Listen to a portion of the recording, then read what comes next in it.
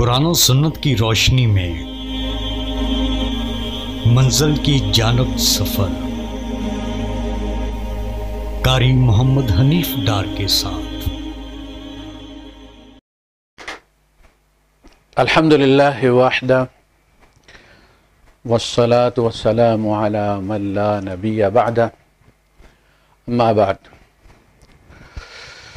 ملحدین کی طرف سے ایتھیسٹ جو ہیں، منکرین خدا، قرآن حکیم کے بارے میں مختلف اعتراضات کیے جاتے رہتے ہیں اور ہم ان کی وضاحت کرتے رہتے ہیں، ان کے لیے نہیں، مسلمانوں کے لیے، تاکہ ان کے سامنے اصل صورتحال واضح ہو جائے۔ سورہ الکہف کے بارے میں وہ یہ کہتے ہیں، اس کا حوالہ دے کے کہتے ہیں کہ اللہ پاک یہ فرماتا ہے کہ سورج ایک تالاب میں ڈوبتا ہے، حالانکہ ایسی بات نہیں ہے، ہم ابھی دیکھیں گے انشاءاللہ۔ 16واں پارہ شروع ہو رہا ہے، اس کا دوسرا رکوع شروع ہو رہا ہے، سورہ الکہف ہے، آیت نمبر 83 ہے اس کی۔ وَيَسْأَلُونَكَ عَنْ ذِي الْقَرْنَيْنِ، یہ صورت جو ہے یہ اصل میں مادے کے بارے میں ہے، اس میں مختلف اس کی مثالیں بیان کی گئی۔ موسیٰ علیہ السلام اور وہ جو اللہ کا بندہ ہے، اس والا بھی معاملہ اصل میں اسباب کے پس منظر میں ہی ہے کہ واقعات جن اسباب کے ذریعے رونما ہوتے ہیں، اور جب رونما ہوتے ہیں تو ان کے پیچھے اللہ پاک کی کوئی نہ کوئی حکمت ہوتی ہے، کوئی فوری، کوئی دور کی۔ وہ باغ والے دوستوں کا قصہ ہے کہ ایک کے پاس سارے وسائل موجود تھے، اس کے باغات تھے انگوروں کے، ان کے گرد جو ہے وہ کھجوروں کی باڑ بھی لگی ہوئی تھی، نہ ہوا کا خطرہ تھا، اس کا اپنا وہاں پہ کنواں تھا، چشمہ تھا اس کے ان باغوں کے اندر اپنا، اور اسے کبھی بارش کا بھی انتظار کرنے کی ضرورت نہیں تھی، پانی میں وہ خود کفیل تھا۔ تو اس نے کہا کہ میرا یہ جو ہے وہ باغ ہمیشہ رہے گا، اب اس کو اسے کوئی ذریعہ نظر نہیں آیا کہ اس کا باغ تباہ ہو جائے گا۔ تو پھر آخر اس کا باغ تباہ ہو گیا۔ اس نے دوسرے دوست کو کہا کہ اللہ نے مجھے یہ یہاں دیا، اگر میں واقعی کوئی دوسری دنیا بھی ہوئی تو وہاں بھی وہ مجھے نوازے گا، اس لیے کہ یہاں نوازا ہے، یہاں نوازنا ثابت کرتا ہے کہ میں میرٹ پہ پورا اترتا ہوں، تو وہاں میں، حالانکہ وہاں کے میرٹس الگ ہیں، یہاں کے میرٹس الگ ہیں۔ تو وہ واقعہ بھی کہ اس نے پھر اسباب کو خدا سمجھ لیا، نفع اور نقصان دینے والا سمجھ لیا، اور جب اس کا قصہ بھی انشاءاللہ تفصیل سے بیان کریں گے، میں اس کلپ کو ذرا لمبا نہیں کرنا چاہتا، لیکن چونکہ وہ بھی اسباب کے بارے میں۔ یہاں جب یہ قصہ ختم ہوا ہے حضرت موسیٰ علیہ السلام والا، تو پھر اگلا سوال لیا گیا اللہ پاک کی طرف سے، وَيَسْأَلُونَكَ عَنْ ذِي الْقَرْنَيْنِ، اور آپ سے سوال کرتے ہیں ذی القرنین کے بارے میں۔ قرن کہتے ہیں سینگ کو، اور قرنین کا مطلب ہے دو سینگ۔ تو وہ جو بادشاہ تھا، وہ جو ٹوپ پہنتا تھا، جو خود پہنتا تھا، اس کے اوپر دو سینگ بنے ہوئے تھے، جیسے بل کے ہوتے ہیں، ایسے کر کے اوپر، آپ نے دیکھا ہوگا جو ڈاکومنٹریز ہوتی ہیں۔ تو دو سینگوں والا اسے کہتے ہیں، ذی القرنین اس کا نام پڑ گیا تھا۔ قُلْ سَأَتْلُو عَلَيْكُم مِّنْهُ ذِكْرًا، آپ ان سے کہیے کہ میں اس کی کہانی بھی تمہیں، اس کا قصہ بھی میں تمہیں بیان کرتا ہوں۔ اِنَّا مَكَّنَّا لَهُ فِي الْأَرْضِ، ہم نے اس کو زمین میں تمکن عطا فرمایا، یعنی بادشاہ بنائے۔ وَآتَيْنَاهُ مِن كُلِّ شَيْءٍ سَبَبًا، اور اس کو سارے وسائل عطا کیے۔ فَأَتْبَعَ سَبَبًا، تو اس نے ان اسباب کو فالو کیا، یعنی اللہ پاک بتانا یہ چاہ رہا ہے، یہ سورت کا اینڈ آ رہا ہے، سیکنڈ رکوع ہے، تو اس میں اب یہ سمیٹا جا رہا ہے بحث کو، اور بتایا یہ جا رہا ہے کہ اسباب کا استعمال منع نہیں ہے، لیکن اسباب پر توکل کرنا منع ہے۔ توکل ہمیشہ ہم نے اللہ پر کرنا۔ اسباب سے نفع یا نقصان، کوئی شخص بھی جب اسباب کو شروع کرتا ہے، تجارت شروع کرتا ہے، یا کوئی بڑا بزنس، چھوٹا بزنس، اور بھی ساری چیزیں، وہ فائدے کے لیے کرتا۔ کوئی بندہ بھی کاروبار نقصان کے لیے نہیں کرتا، لیکن پھر بھی نقصان ہو جاتا۔ بڑی بڑی کمپنیاں ڈوب جاتی ہیں، بڑی بڑی۔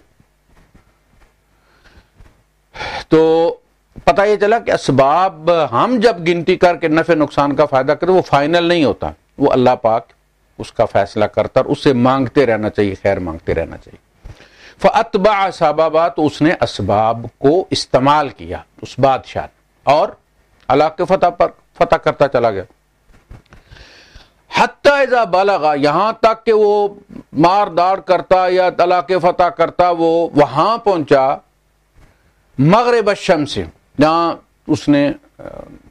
اس کو نظر آیا کہ سورج ڈوب رہا ہے، غروب ہو رہا ہے۔ وجدها تغرب في عین حمیۃ، تو اس نے اس کو ایک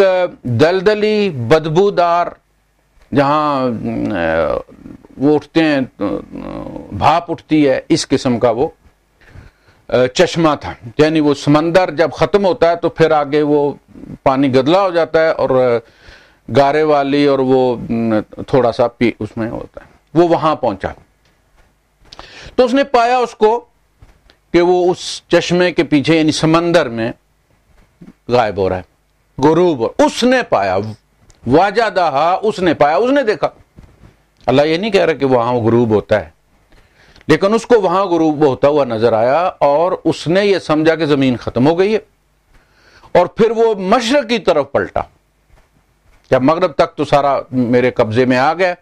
اب مشرق کی طرف دیکھتے ہیں۔ اصل بات یہ ہو رہی ہے، ہم بھی روز یہ دیکھتے ہیں، یعنی صبح میں واک کرتا ہوں یہاں ایسٹرن کارنش پہ، تو سورج کو سمندر میں سے طلوع ہوتا دیکھتا ہوں میں، اور شام کو جو ویسٹرن کارنش پہ جو لوگ کر رہے ہوتے ہیں واک، ان کو وہ سمندر میں ڈوبتا ہوا نظر آتا ہے، ایک ہی شہر ہے۔ تو ہمیں کیا نظر آتا ہے وہ بیان کیا جا رہا ہے، کسی کو بلڈنگوں کے پیچھے غروب ہوتا نظر آتا ہے، کسی کو پہاڑوں کے پیچھے غروب ہوتا نظر آتا ہے، کسی کو کھیتوں کے پیچھے غروب ہوتا نظر آتا ہے۔ یہ نظر آنا انسان کا ہے، اللہ نہیں بیان کر رہا کہ وہ کہاں غروب ہو رہا ہے۔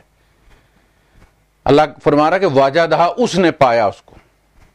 اس نے دیکھا کہ وہ وہاں اس دلدلی پانی اور وہ تالاب کے پیچھے غروب ہو رہا تھا۔ وَوَجَدَ عِندَهَا قَوْمًا، اور اس علاقے میں اس نے ایک قوم دیکھی۔ قُلْنَا يَا ذَا الْقَرْنَيْنِ إِمَّا أَن تُعَذِّبَ وَإِمَّا أَن تَتَّخِذَ فِيهِمْ حُسْنًا، تو ہم نے یہ فرمایا کہ ذوالقرنین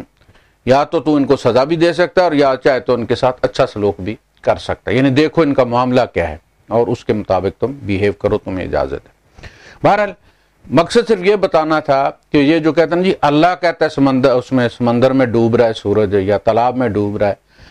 اللہ ایسا نہیں فرما رہا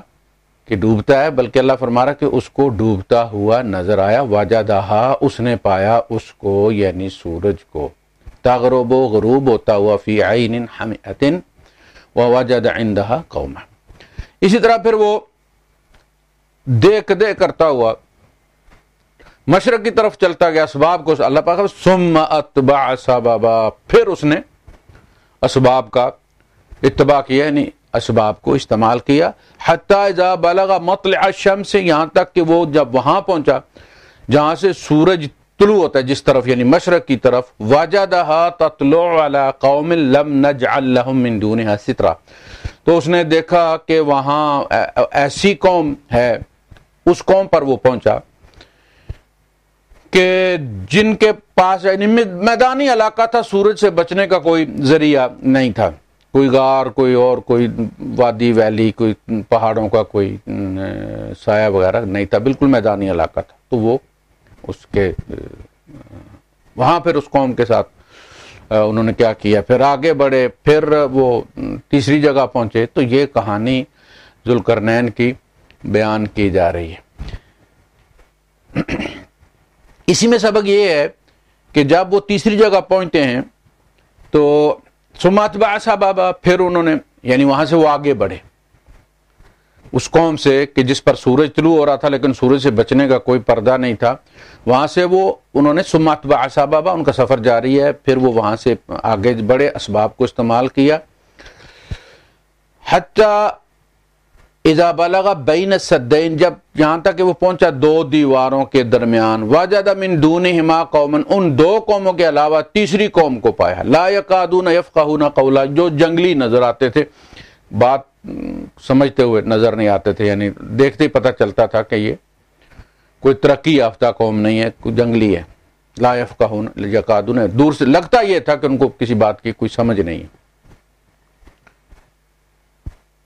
قالوا یا ذا القرنین ان یاجوج و ماجوج مفسدون فی الارض، تو ان کا کہ اے دو سینگوں والے یہ جو یاجوج اور ماجوج ہیں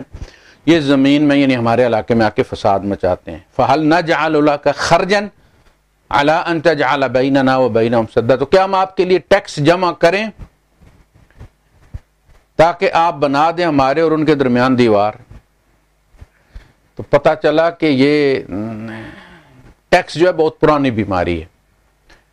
عوام ٹیکس فراہم کرتے ہیں اور حکومتیں ان کو ان کے دفاع کے لیے استعمال کرتی ہیں، ان کی بہتری کے لیے استعمال کرتی ہیں، یہ کوئی نئی چیز نہیں ہے۔ قال ما مکنی فیہ ربی خیر، آپ نے فرمایا مجھے تمہارے ٹیکس کی ضرورت نہیں ہے، مجھے میرے مالک نے جو بھی دیا ہے وہ بہتر ہے، وہ بہترین ہے۔ اس سے یہ ثابت ہوا کہ جب ریاست کے پاس اتنے خزانے ہوں، اتنی انکم ہو کہ وہ ٹیکس کے بغیر حکومت کر سکتے ہوں اور لوگوں کا بھلا کر سکتے ہوں، تو ضروری نہیں ہے ٹیکس تھوپنا عوام پر، بغیر ٹیکس لیے بھی جو ہے وہ ان کو استعمال کرو۔ اب ہوتا یہ کہ ٹیکس جمع ہوتا ہے اور اس سے اللے تللے تو اوپر کی جو ایلیٹ کلاس ہے وہ کرتی ہے اور ٹیکس عوام پہ ڈالتی چلی جاتی ہے، عوام بھرتے ہیں۔ تو یہاں دیکھیں یہ ٹیکس فری کنٹریز ہے، چونکہ ان کی انکم کا ذریعہ تیل تھا تو انہوں نے عوام پر ٹیکس نہیں لگایا، یہ ٹیکس فری رہا، حالانکہ یہاں سے لوگ بلینز کما کے لے کے جاتے تھے۔ ہمارے یہاں جو کوٹھیاں بنی سارا وہ گلف کے پیسے کی بنی اور زمینیں خریدی ہیں لوگوں نے اور پتہ نہیں کیا سے کیا ہو گئے۔ تو یہ ٹیکس فری تھا اس لیے کہ ان کا گزارا چل رہا تھا تیل سے اور تھا، لیکن اب چونکہ وہ معاملات نہیں رہے تو انہوں نے تھوڑا بہت انیشیٹ کیا ہے ٹیکس سسٹم۔ تو ثابت یہ ہوا کہ اگر آپ کا گزارا ہو جاتا ہے تو اس سے ٹیکس نہ لیں، یہ ان کے اسوے سے پتہ چلتا ہے ذوالقرنین کے، اس لیے کہ انہوں نے کہہ سکتے تھے کہ چلو اکٹھا کرو، دیوار پہ نہیں لگے گا تو جو لگے گا وہ بچے گا، وہ ہم ساتھ لے جائیں گے، آگے جو استعمال ہوگا۔ ہم نے کہا نہیں۔ قال ما مکنی فیہ ربی خیر، یہی بات کہی تھی حضرت سلیمان علیہ السلام نے، جب ملکہ بلقیس نے تحفے بھیجے اور وہ لے کر آئے تو مقصد یہ تھا کتنے تحفے لے کر آئے، اور مرعوب ان کی باڈی لینگویج سے یہ پتہ چلا کہ ان تحفوں کو بہت بڑی کوئی توپ سمجھ رہے تھے کہ اب یہ ابلائج ہو جائیں گے۔ تو آپ نے فرمایا ما مکنی فیہ ربی خیر، مجھے میرے رب نے جو عطا فرمایا وہ بہتر ہے اس سے جو تم لے کر آئے، لے جاؤ اپنے تحفے اٹھا کر۔ میں نے یہ تحفوں کے لیے خط نہیں لکھا تھا، مجھے یہ مال و دولت نہیں چاہیے۔ تو پتہ چلا کہ آپ ان کو اسلام کی دعوت دے رہے تھے۔ فَأَعِينُونِي بِقُوَّةٍ، میری مدد کرو مین پاور سے، بندے دو مجھے، یہ کام زیادہ ہاتھ مانگتا ہے۔ اجعل بینکم و بینہم ردما، میں تمہارے اور ان کے درمیان ایک آڑ بنا دیتا ہوں۔ آتونی زبر الحدید، لوہے کی جو ہے وہ شیٹیں اٹھا کے لاؤ۔ حتی اذا ساوا بین الصدفین، جب ان دونوں کے درمیان رکھ دیا گیا شیٹوں کو گیپ کے ساتھ، قال انفخوا، اور اس پہ پھر انہوں نے کہا کہ اب آگ جلاؤ تاکہ ان شیٹوں کو گرم کرو۔ حتی اذا جعلہ نارا، یہاں تک کہ جب وہ آگ کی طرح شیٹیں گرم ہو گئیں، قال آتونی افرغ علیہ قطرہ، میں اس پر تانبا جو ہے وہ لے کے آؤ، تانبا اس پہ ڈال دیتے ہیں، ان کے درمیان بھر دیتے ہیں۔ تو بہرحال یہ چھوٹا سا کلپ ہے، زیادہ لمبا میں نہیں کرنا چاہتا، لیکن اس جو ان کا یہ اعتراض تھا کہ جی اللہ کہتا ہے سورج جو ہے وہ سمندر میں غائب ہوتا ہے یا غروب ہوتا ہے، ایسی کوئی بات نہیں ہے، یہ بس ان کی سمجھ ہے، قرآن انہوں نے پڑھا نہیں ہے، بس ایک دوسرے کے اعتراضات نقل کرتے چلے جاتے ہیں اور سمجھتے ہیں کہ بس ان کا جواب کوئی نہیں ہے۔